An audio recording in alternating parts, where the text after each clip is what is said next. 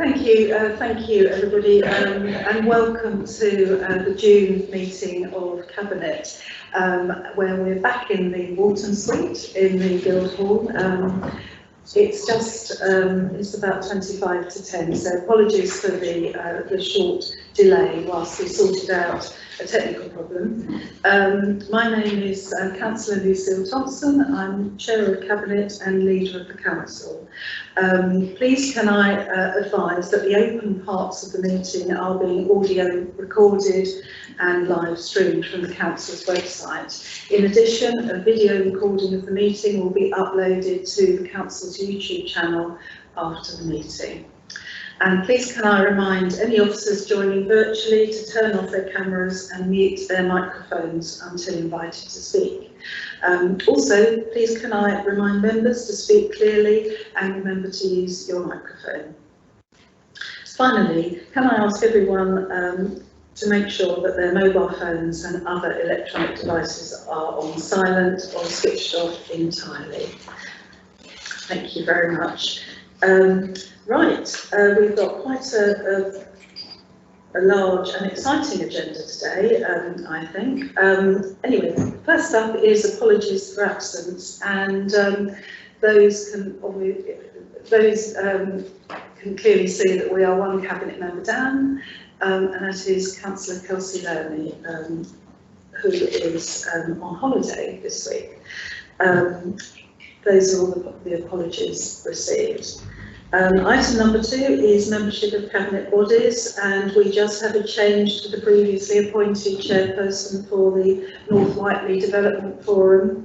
Are we prepared to agree Councillor Fern takes over as chair from Councillor Bentote?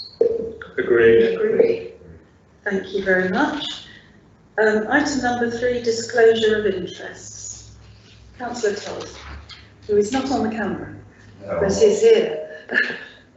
Yes, I think it's probably best that I declare that I'm a county councillor, although it's a personal or prejudicial interest as far as this meeting is concerned. Thank you very much. Item number 4 is to note any requests from councillors to make representations on an agenda item. As I've done in the past, and if that's acceptable to visiting councillors, I will call you after we've introduced that particular item. Thank you. Thank you. Item number 5 is minutes of the previous meeting held on the 25th of May. That was an incredibly short meeting where we, I did say to our new Cabinet members, they're not normally as short as that one, but we agreed a number of appointments to outside organisations and other Cabinet bodies. I hope you've all had a chance to read through them. Cabinet, are you agreed that they are a true record of the meeting? Agreed. Thank you very much. Item number 6 is public participation, and I have 2 members of the public who do wish to speak, and now we're back in person, I'm suggesting, unless you want to speak now and then buzz off, I'm suggesting that I call you after that particular item has been introduced. Are you happy with that? Good. Okay. Thank you very much. Okay. Item number 7 is leader and Cabinet member announcements, and I know that we have a number of people who are keen to make announcements, and the first one is Councillor Murphy. Thank you, Leader. I'm pleased to announce that Winchester City Council will be signing up to become a Winchester supporter of the Climate and Ecological Bill. Drafted by scientists, legal experts, ecological economists and environmentalists, the bill is designed specifically to reverse the climate and ecological breakdown we face. When we declared our climate emergency back in June 2019, I said that as a planet we need to reduce our reliance on fossil fuels and reduce our carbon footprint. 2 years later, I'm now more aware than ever that we are the last generation that can stop climate change. As an administration, we will continue to keep the climate emergency at the heart of everything we do. Thank you very much, Councillor Murphy. I now call on Councillor Todd. Thank you, Leader. As you know, it has been a big priority of this administration that we quickly and efficiently pay business support related to COVID to local businesses during the pandemic. We've paid out £44.8 million government grants to local businesses of various kinds. We've also paid out a further 1.4 million in discretionary grant funding, but the piece of information I want to give you is about the so-called ARG, Additional Restriction Grant, which was a package of support for businesses that in many cases weren't covered by other routes or faced additional restrictions. There was a strict deadline to be for the entire amount to be paid out, which we have met. So £3.6 million has been paid out in additional restriction grants in 859 payments. The consequence of the efficient handling of this by officers is that the council will be allocated a further £1.3 million for grants to support the businesses most severely impacted by COVID restrictions. So this is good news and a big thank you, particularly to the officers who worked so hard in order to ensure that we hit the deadline. Thank you very much, Councillor Todd. The final announcement is from Councillor Clear. Thank you, Leader. I'd like to start by our lovely new sports facility, the Winchester Sport and Leisure Park. And the opening of the new centre has gone very well, and the operator is working within the COVID guidance. So there are still some restrictions on usage, which will remain in place for a little while yet. Membership numbers are increasing, and we are receiving some great feedback on the facilities. The fitness suite signed up 1,800 new members since pre-sales went live in March, and it should be around the 3,000 member mark by the beginning of July, and the target in a mature year is 5,000.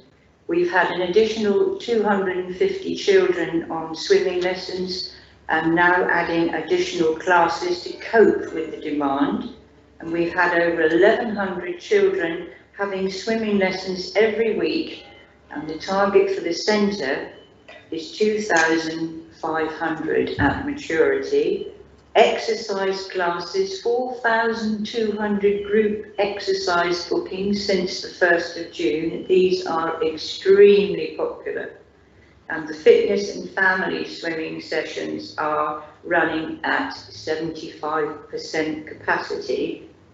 And then the small school swimming will start in September. So despite the reduced occupancy levels in all activities, the new leisure park is now one of the busiest centres in the whole of Everyone active estate across the fitness and swimming attendances, and obviously we were all extremely delighted by the success and really pleased how everything is going. And may I just put in about the small grant scheme is now open for up to £500, and local voluntary organisations or community groups looking to buy a piece of equipment or plan an activity, grants are available for one-off pieces of expenditure on projects. And we also have crowdfunding grants up to £2,000. So if you contact the officers and Winchester, they will be very pleased to help. And I would also like to thank the officers for their continual good work. Thank you, Leader. Thank you very much, Councillor Clear.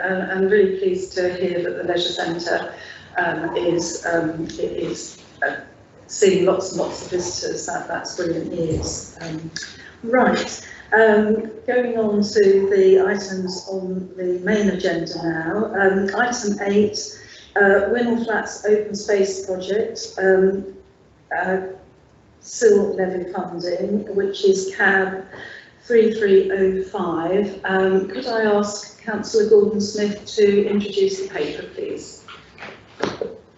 Yes, this is an exciting new project to provide an upgraded landscape area and community park with a small play area around the existing apartment blocks in Wingle, where there's going to be 76 new units fitted in.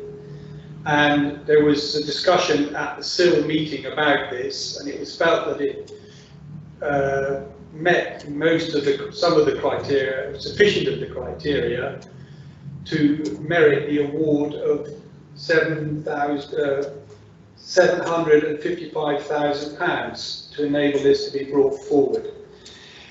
A point to note is that it's described on one of the drawings as a pocket park. I think this is a bit of a misnomer, because actually covers about, the site altogether is about 2 hectares. One of the issues is that it also provides an upgrade for the wider community, with providing good pedestrian linkages through the site and good cycle tracks leading outwards. And of course, this open space is not provided solely for the use of the residents of the existing and new apartment blocks, but for other people in the area.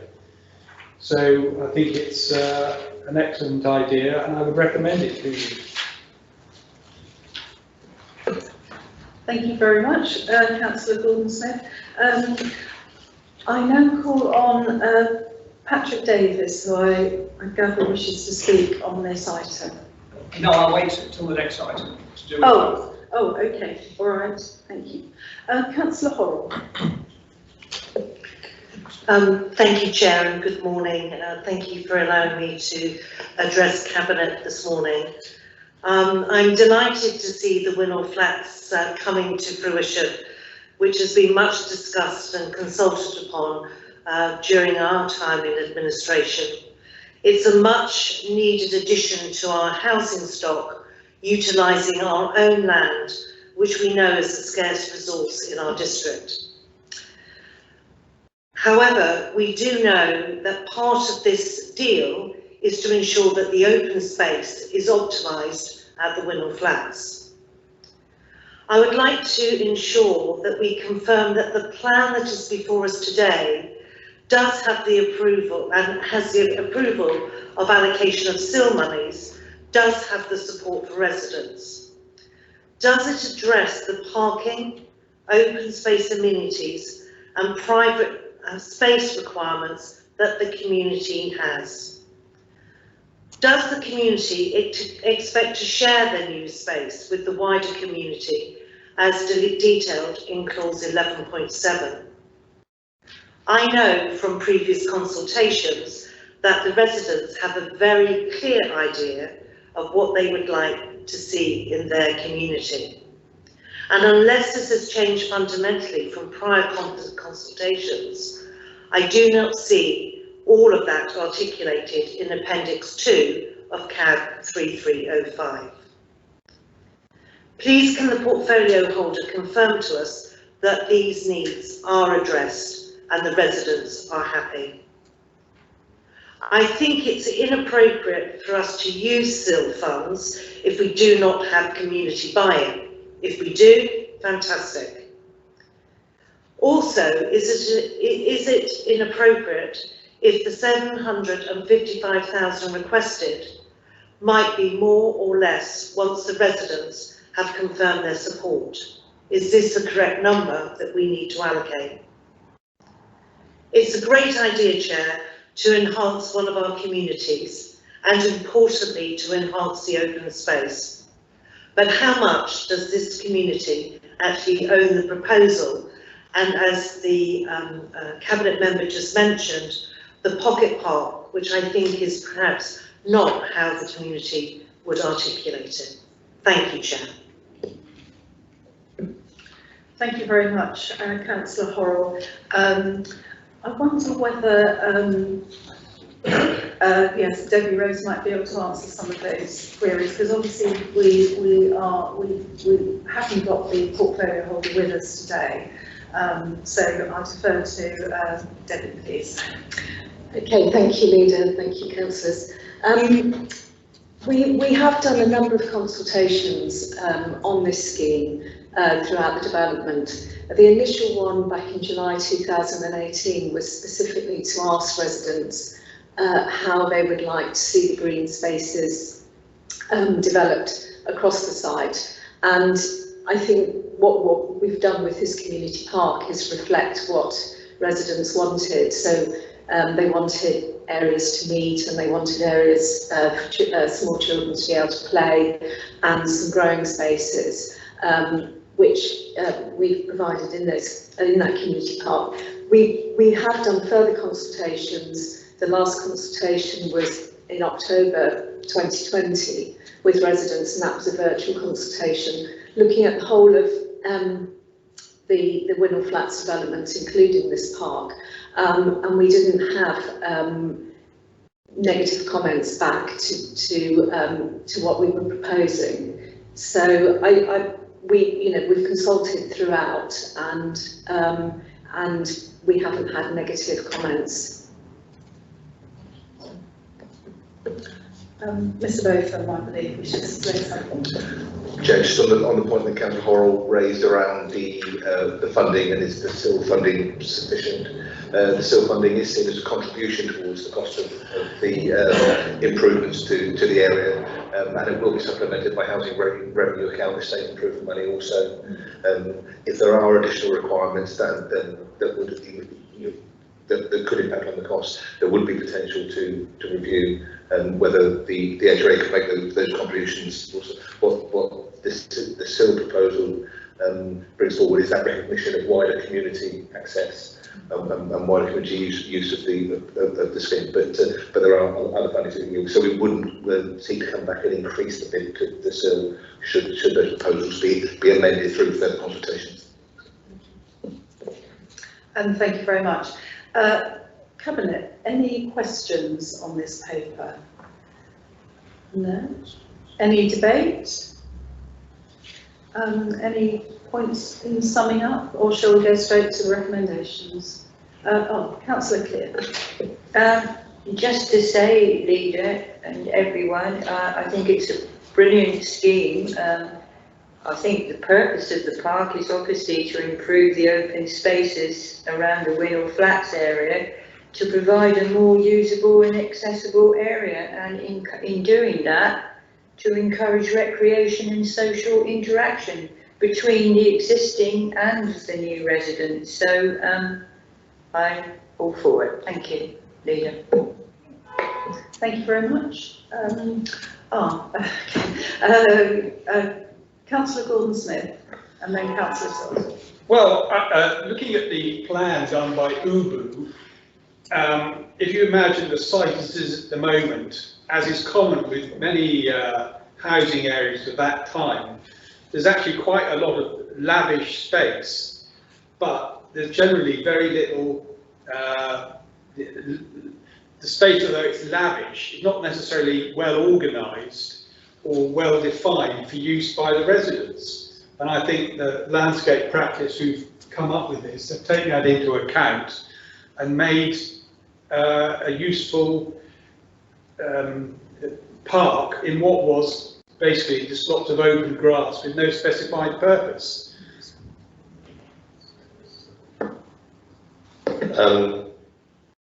Yes. Councillor Thank you, Leader. I think this achieves a very good balance. There's clear benefit from the people who are going to be living in the immediate area, but perhaps unsurprisingly, I'm also pleased that the walking and cycling routes have been made more attractive, more pleasant, more welcoming, which is an important part of encouraging active movement and active travel within the city. It isn't just about the routes existing, but making them attractive and pleasant is important as well. So I think this achieves a very good balance.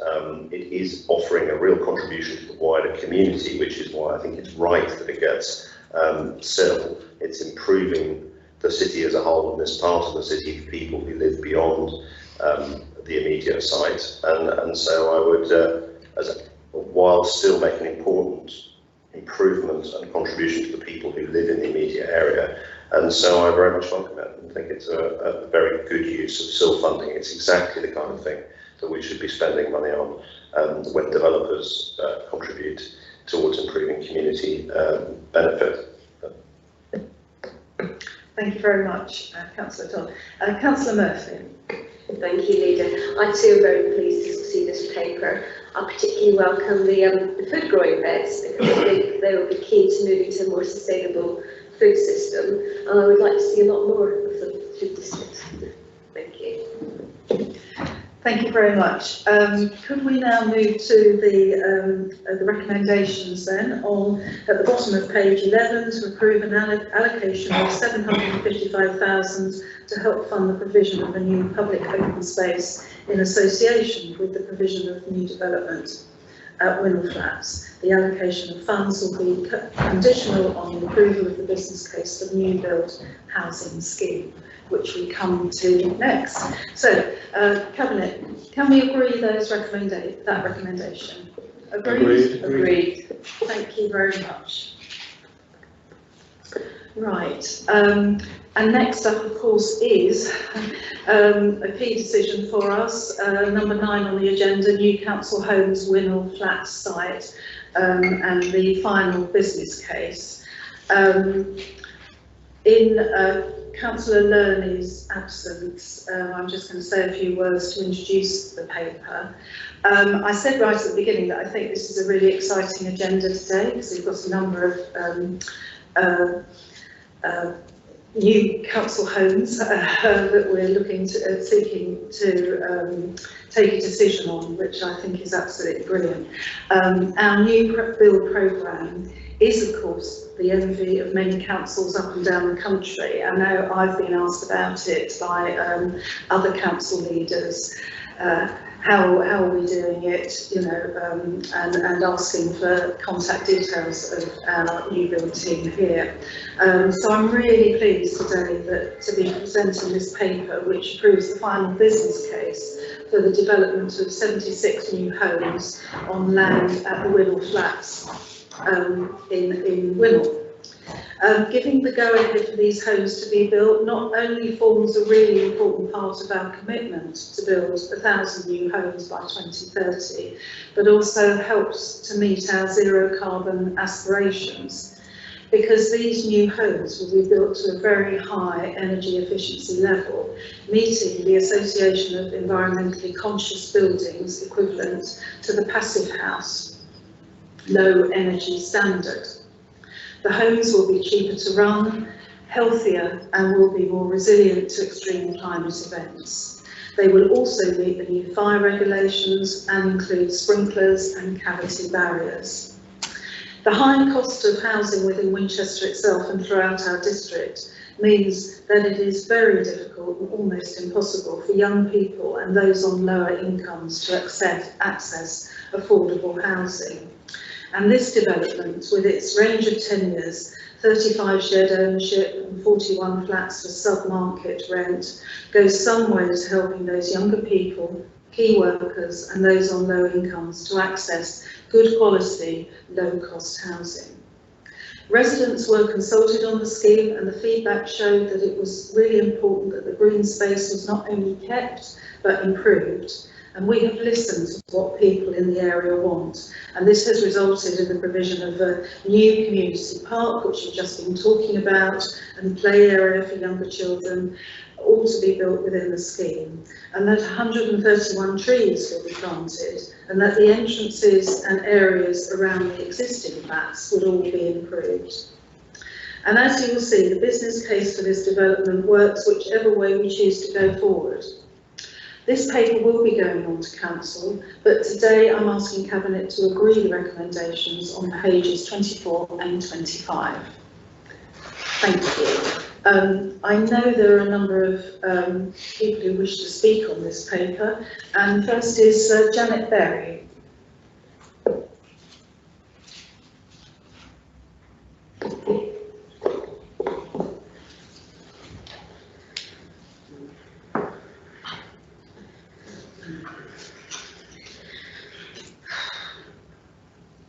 Thank you for this opportunity to speak. Young people and key workers have borne the brunt of the pandemic in several ways. They deserve first-class housing, secure tenancies at genuinely affordable rents, not small flats with high rents and insecure tenancies. These flats only just comply with national space standards and, according to Cabinet Paper 3198, are smaller than would normally be developed by the council. The pandemic has highlighted the need for space inside and out. Instead of overdeveloping sites, the council could build housing for all ages on council land such as the Bar End Depot and central car parks. The housing revenue budget presentation noted that council housing in Winchester offers incredibly good value, well-maintained homes. The average rent for council housing, £105.23 per week, was compared to a median private rent for a one-bedroom flat in Winchester at £196 per week. Yet over half the flats here are at 90% of market rent, which Cabinet Paper 3198 suggested would be £192.11 per week, over 80% of market rent, and cannot be classed as affordable. If no more than a third of earnings should be spent on rent, low-paid workers, including key workers who rent these flats, would need to earn £30,000 a year. Who is a key worker? Carers, shop assistants, postal workers, delivery drivers may earn much less than this. Energy-efficient running costs won't make up the difference between these rents and council rents. Assured short-hold tenancies do not give long-term security. Tenants can be evicted without a specific reason. When people's circumstances change with the limited occupancy rules, will they face eviction? If tenants lose their jobs, the rents are above local housing allowance rates, and single people under the age of 35 may only be able to claim the shared accommodation rate of housing benefit. Grenfell has shown that tenants' voices need to be heard. Responses to consultation has not been high. The November 2018 consultation noted that the responses were insufficient to make a decision. The council is developing the site, is the planning authority and landlord to the existing tenants. Has the council considered measures such as an independent resident advisor, training in the planning process, a residence charter, or a formally agreed approach for estate management? TAC suggested that one block should be social housing, but this has not been implemented. The option of affordable housing with secure tenancies has been turned down as it may cause housing management issues. What does this mean? New council house projects have concentrated on so-called affordable housing rather than social rented housing. The council is using its land to build sub-market rented housing. Viability rules can reduce the amount of genuinely affordable housing, yet council housing lasts for longer than 30 years and becomes an income-raising asset. Who will build the next generation of genuinely affordable, well-maintained homes with secure tenants, tenures that people can really afford to live in? Thank you. Thank you very much. Right, I now call on Mr. Davis, Patrick Davis. Thank you, Chair. I endorse everything that Janice just said, but I just want to raise one or two wider issues linking to what I said at the Planning Committee when this application was discussed. I genuinely do not understand why you have gone for flat development in an area which already has a very large number of flats, and where there are already proposals for something like 100 student accommodations right next door. They're yet to be provided. It seems to me that it's contrary to the council's long-term policy to have mixed development. To have merely flats and tiny flats, barely legal limit on this site seems to be wrong. Why have other alternatives not been looked at? Then on the paper's financial aspects, it seems to me absurd that anybody who isn't part of the inner mafia can understand what is going on when there are 4 confidential exempt appendices with all the financial details. £19 million of capital expenditures proposed and a nearly 900,000 increase in the budget now being put forward. I think it's the wrong site and the wrong scheme. I'm all for genuine council housing. I spent 30 years on this council trying my best with others to promote housing. In fact, the very first meeting of the council I ever attended decades ago, there was a motion from me and colleagues calling for an emergency programme of council house building because of the need. So I am not against the principle. In fact, I strongly support what you said in your opening, Chair. But in reality, this scheme will not achieve that. And what is also, to me, wrong is this concentration on flats. My experience at that time as a councillor is that people in flats actually want houses. Awful lot of families forming in flats want family homes, and we seem to be doing very little to achieve that. And you momentarily represented the ward I represented all those years, and you will know that the number of flatted developments there where people were anxious to get out of flats and into homes. There's a place for flats, of course there is, but it isn't for families, and I think we've got the priorities wrong here, and I really would ask you to rethink this whole scheme. Thank you very much. Councillor Horrell. Good morning, and Chair, thank you for allowing me to address Cabinet again this morning. As you know, I'm a huge advocate and for the new homes building programme that we have here in Winchester, and I do support the approach that we're taking for different tenures, different types of accommodation. I think that's to be embraced. So I'm delighted to see the Winnell Flats development coming to fruition. But I would like to ask the portfolio holder, but if she's not here, maybe others or the officers can help. Why are we not making more of the land we own? Land for new homes, we know, is scarce. It is possible to put more properties on this proposed site, and I appreciate the planning permission is in hand, but is this an opportunity squandered when we know that homes are so needed? Another question for today. Do we think that the £250,000 is a fair price to pay per unit on average for 76 new homes? I know I've debated that price with Mr. Palmer many a time. Is it not rather a high price to pay? Again, perhaps someone in the team can comment. I'm also questioning why today we're still debating the letting of the flats to our own housing company as detailed in clause 12.1 and 13.2. More than 2 years on, this administration still cannot make up its mind on the merits of a housing company, which we have researched long and hard. The opportunities that this might bring to providing different options for homes in our Winchester district do have merit, and it would be wonderful to finally get clarity on whether we're taking that option. The other thing that confuses me in the paper today, Cabinet number 3300, is why that we've got a mishmash of issues, particularly around shared ownership sales. We know that the policy has changed, so why has that not been presented clearly in a separate paper reflecting that change in policy for all members to see and understand? What impact do these changes make to any of the schemes listed in 13.5 at Stanmore and Kingsworthy? It would be helpful for all of us to have that clarity. So I'm disappointed that that's been thrown into what is otherwise a great opportunity for new homes at Winnell, which I know we all fundamentally support. Chair, maybe we could get some clarity on some of those issues this morning. Thank you for the opportunity to speak. Thank you very much, Councillor Horrell. I mean, just one comment I'd like to make before I defer to officers to answer some of the more technical points.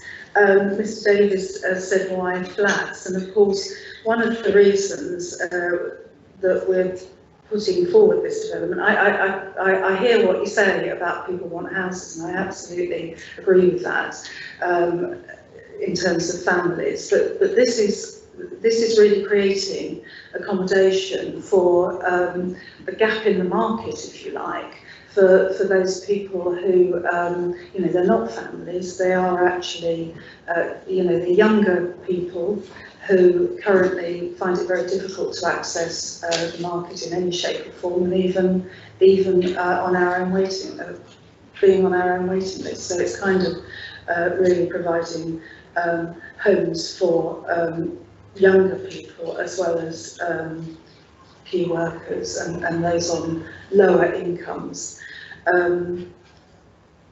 Anyway, Debbie, I wonder whether you could address some of the points that have been raised? Yes, Or Mr. Palmer? we'll probably do a mix. Okay. Probably do a mix. I'll cover some of the more general points that were raised through the public participation and Councillor Horrell's questions.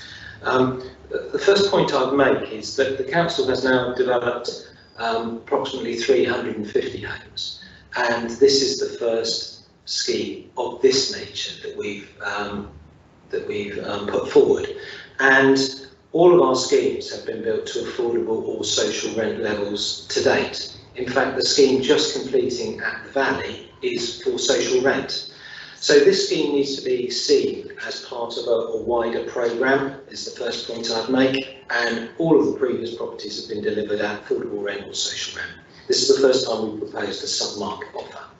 This came about as a result of consultations with younger people, probably 2 or 3 years ago, where it was a particular need was identified for younger people in Winchester for smaller flats with shared facilities and access to good quality open space. And I think that perhaps goes on to address, yes, we could have increased the densities on the Wirral development subject to planning, but we also wanted to create a really good environment for existing tenants and the tenants of the new properties as well. And I think that's been borne out by the last 18 months, where quality open space is a really important part of any future housing development. So we conducted an exercise 2 or 3 years ago looking at for younger people.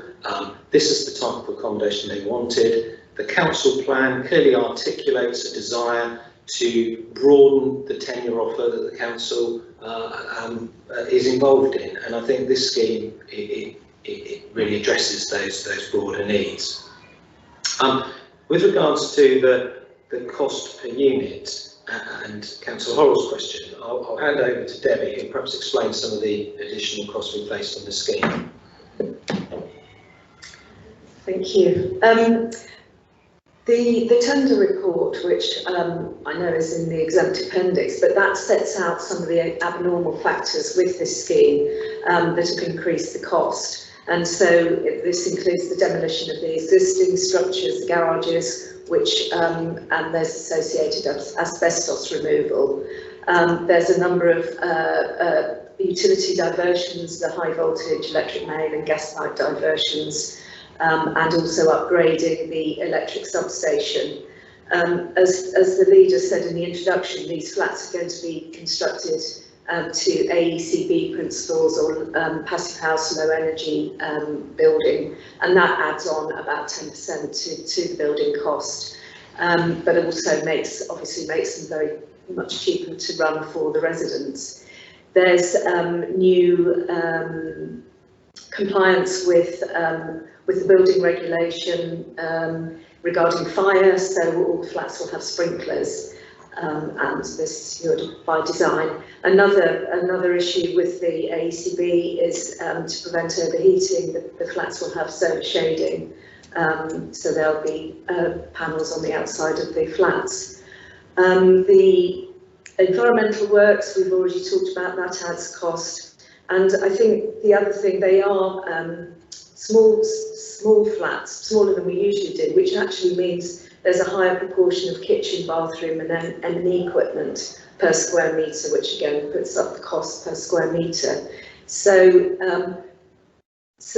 all those factors really make it a very high quality scheme, and a scheme that will be more affordable for tenants to run, but it increases the initial cost outlay. And Ms. Botham, would you like to comment on the housing company? Yes, Chair.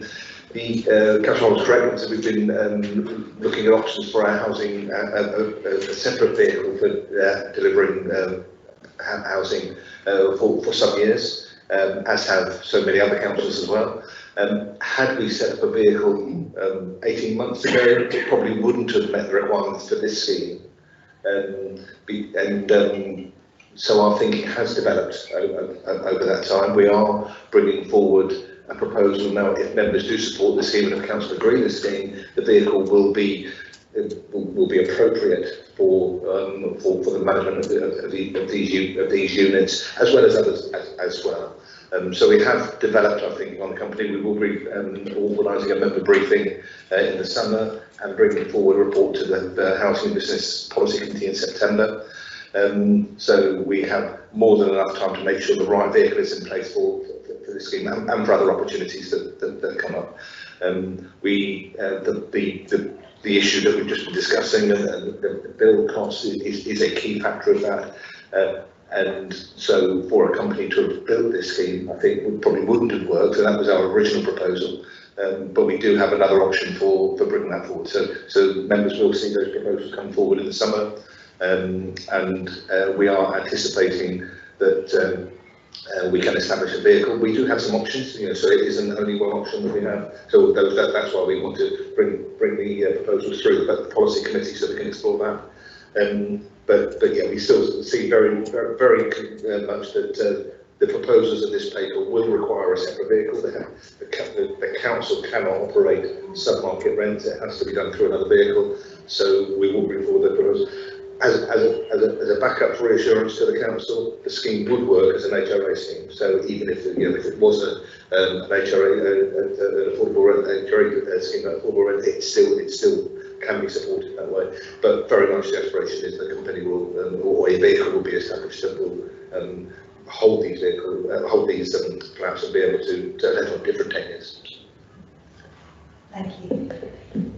Thank you very much. I think Councillor Todd wants to ask a question, but before you do, I just wanted to, we have David Light from TACT in the room, and I just wondered whether Mr. Light might want to come in here and make a few comments.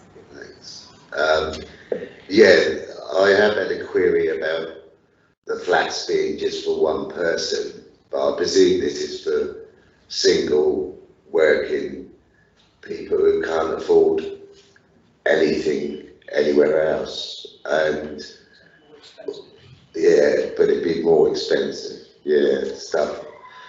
And also, TAC did recommend that one block should be for council, but that was disregarded. Okay, thank you very much. Councillor Todd, you had a question? A very quick question, which is Mr. Botham referred to an HOA scheme, and I don't know what HOA scheme was, so if you could explain what it is. I clearly didn't speak clearly enough. It's an HRA, it's housing revenue. Sorry, I heard it as HRA. Sorry. I wonder if any other cabinet members at this point have any questions, because we will need to go into exempt to consider the exempt appendices before we actually take the recommendations. So, Councillor Todd? The nitrates area is putting quite a lot of constrictions on. Is that happening with all developments of this kind? I'm not just out of other people's, I'm just quite surprised about limitations on usage and perpetuity and other such things. Is there any prospect of that ever changing? Because it's... We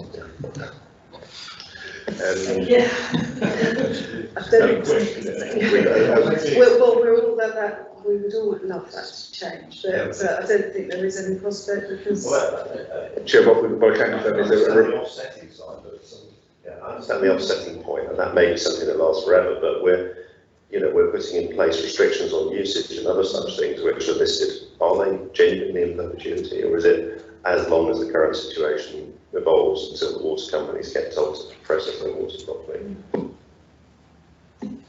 Mr. Palmer can talk about the mitigation on the specific side. I think what I can say is that we are proposing to bring a report on nitrate mitigation to the July meeting of Cabinet. So there'll be further details about mitigation options discussed at that meeting. But as far with regard to this specific scheme, Mr. Palmer, I don't have anything to add. As part of the planning process, clearly we have to identify how we're going to mitigate nitrates on all of our new housing schemes. So any new planning application will be subject to the nitrate regulations from Natural England. Every scheme has a mitigation plan. As far as we know, we have to sign up in perpetuity to that to address the issue of nitrates. Councillor Cutler. Yeah, I think Councillor Todd's question is that, you know, for other, say, a 3-bedroom house, we're assuming an average occupancy, and that's how nitrate mitigation works. So we'll talk about there being, on average, 4 people living in that house or whatever. And there's no constraint then put on the numbers on that house. Whereas in this case, what we're actually doing is saying we'll assume these levels and that will be the mitigation we'll do, and we have to stick to it. And that does seem to be a difference as to how I understood nitrate mitigation is going to work, because you can't constrain on the vast majority of privately owned houses the number of people that live in them. Shall I answer that one? The Natural England use the 2.4 average occupancy for across the board.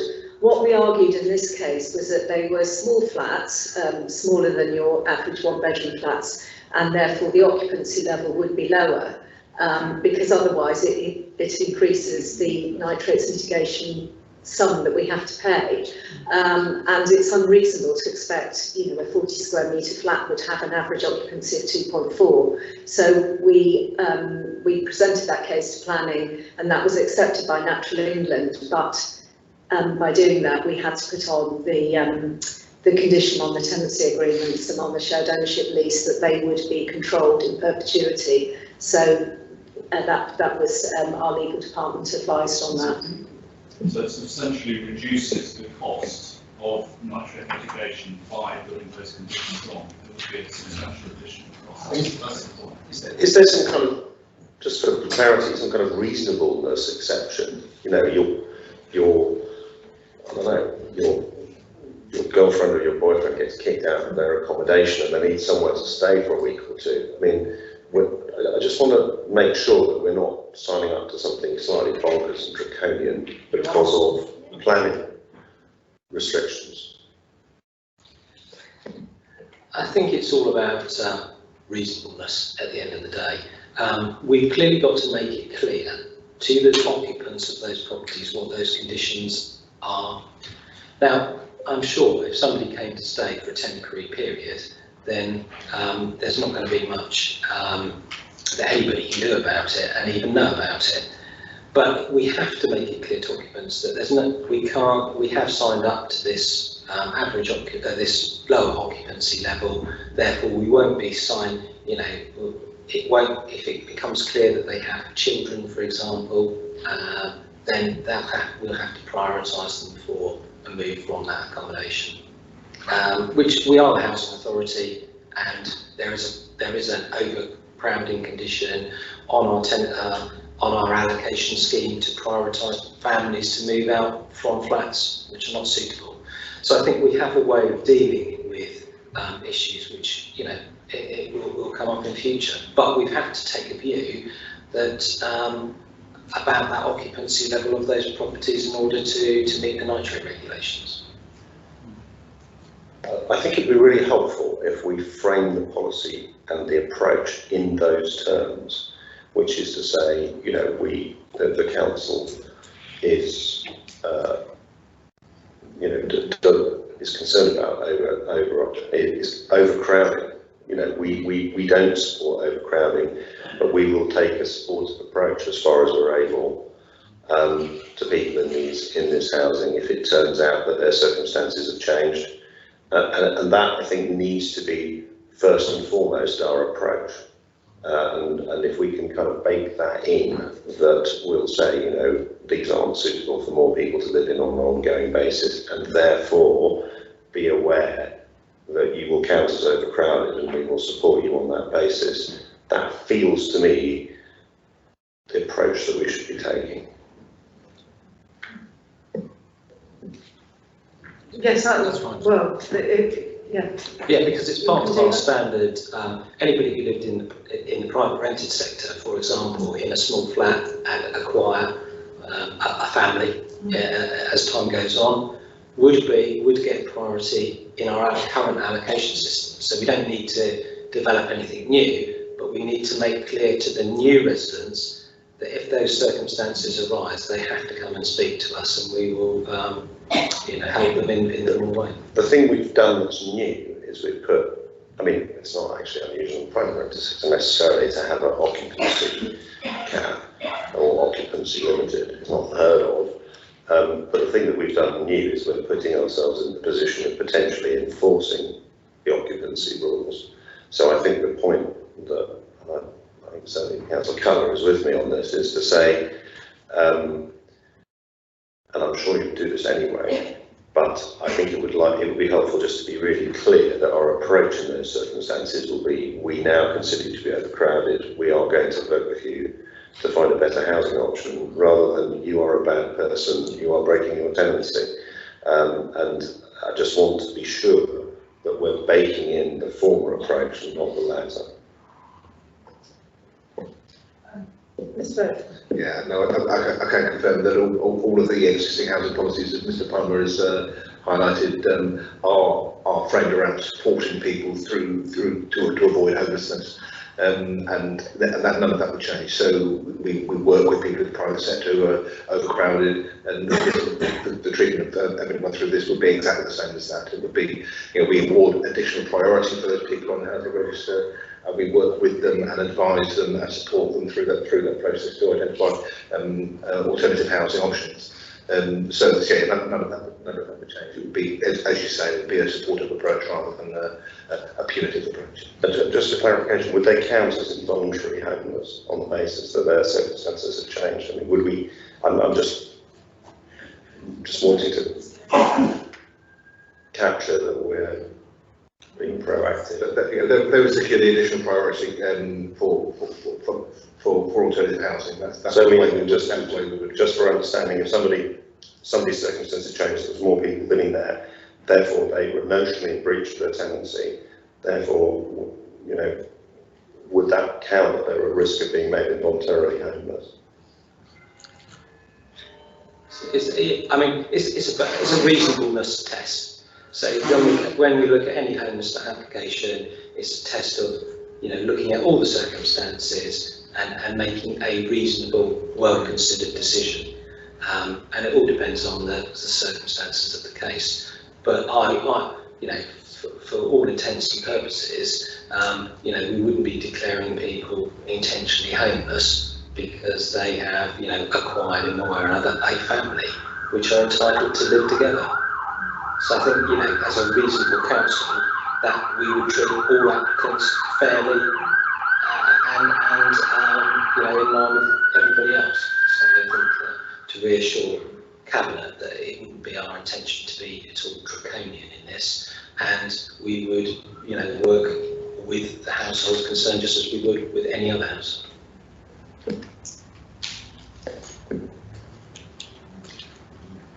Okay. Satisfied?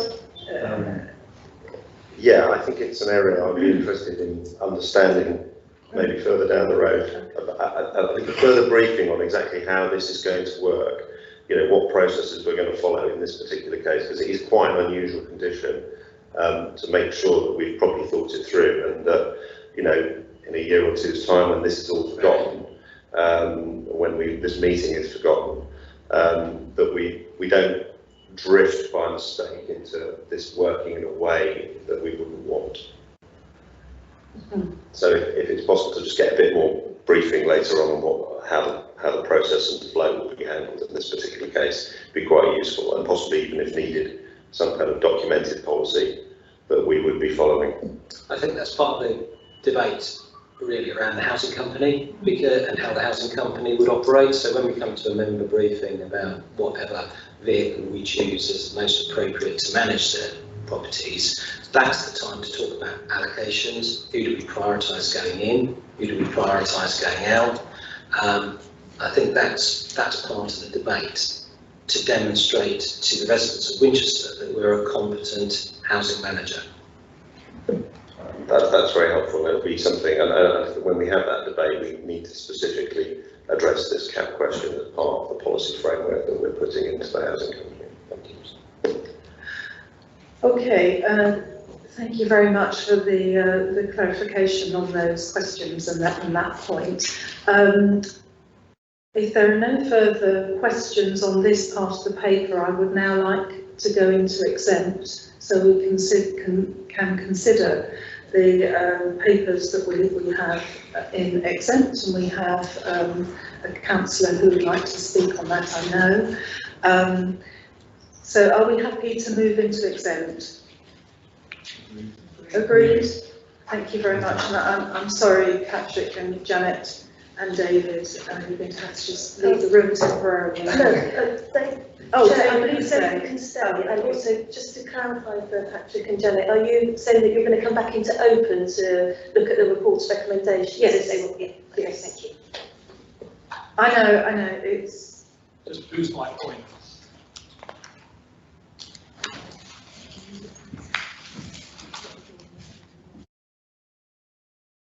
Very much, everyone.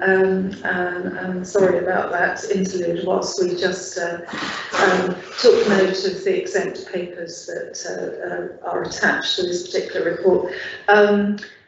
Cabinet, any points of debate that you would like to make on the overall paper?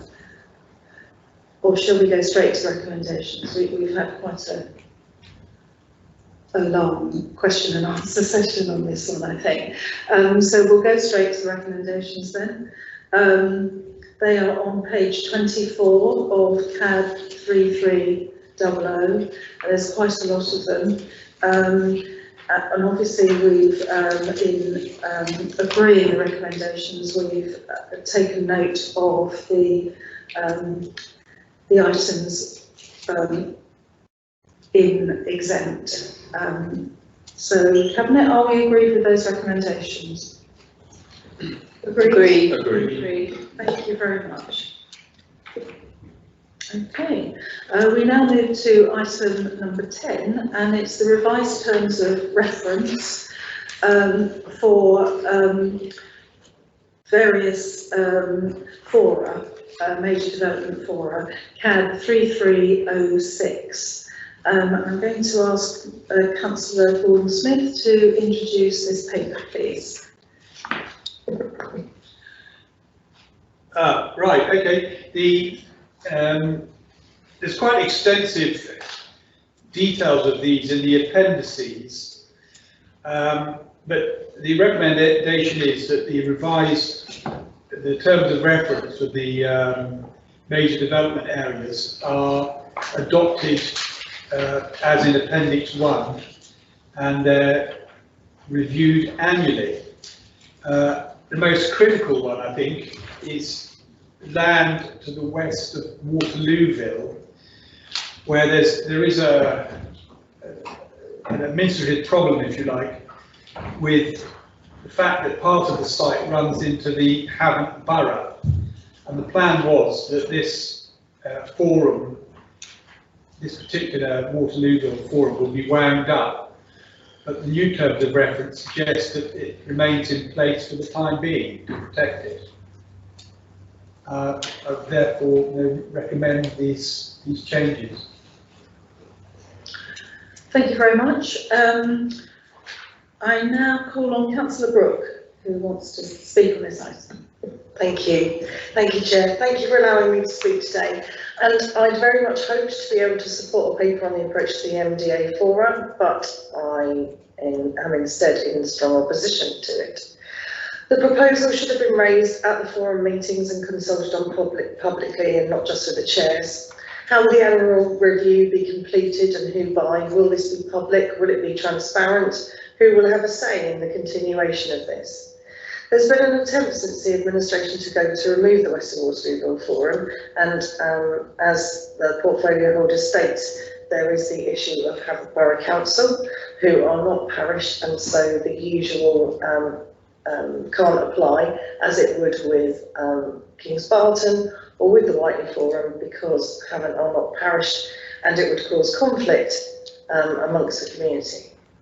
It's felt very much like this has been attempted via stealth over the past year or two, and has been a real detriment to the community. West of Waterlooville isn't even halfway to completion, and the reinstatement of the Joint Planning Committee has only happened off the back of strong objection to it being disbanded. Winchton was an authority making standalone decisions on things which primarily affect Havant residents is ludicrous. We've already seen the impact that this has, as some of the MDA houses now have different rules on whether they have their rights removed regarding alterations and extensions.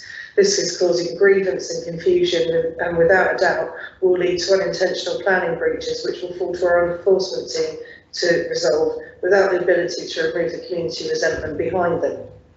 Looking for a consistent approach across 3 MDAs, which are also different, seems completely unachievable when you can't even assure consistency across one MDA.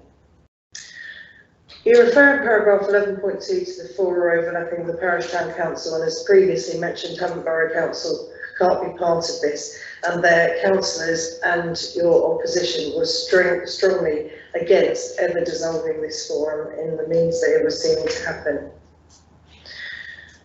It also means that creating a consistent approach across all 3 MDAs is going to be impossible. HBC residents would not have a place to be represented, or they could come along and be informed, but they could not have their voice heard. The West of Waterlooville, in your appendix with the revised things, it can't possibly be approved today because you make reference to the West of Waterlooville Advisory Group, which was solely set up as a precursor to Newlands Parish Council. This has not existed for 2 years and is clearly stated in your appendix. The appendix is dated 2015 and it's supposed to be your revised terms of reference, and clearly wasn't revised very successfully. In Appendix 4, it says West Waterlooville Advisory Group. It says at the top of it, revised. It was revised. It was revised in 2000, several years ago. The terms of reference, West Waterlooville was revised, and that was the revised one. It's not the new revised one. These are all the points that were in place until this new one. Right. So there is no ability to have the consistency. Newlands Parish Council do represent very well the Winchester side and are doing their best on the Havant Borough Council side, but to put the pressure on them in your annual revision would be really unfair, and so I think the consultation needs to go out to a wider group. I urge you, before agreeing with this paper today, to have a clearly laid out approach to that annual review, which really does consult all relevant parties, including Havant Borough Council, which were completely unaware of the stealthy way in which we were trying to remove it previously. I do hope that the review is undertaken with more thought, effort and attention to detail. It just seems really very much like the West of Waterlooville isn't being given and being heard the same in the same way as more city-focused projects may be. Thank you for the time today. Thank you very much, Councillor Brooke. Councillor Cutler. Yeah, I just really would like to respond to this, because the initial accusation of one wishing to remove the West Waterlooville Forum by stealth is entirely untrue.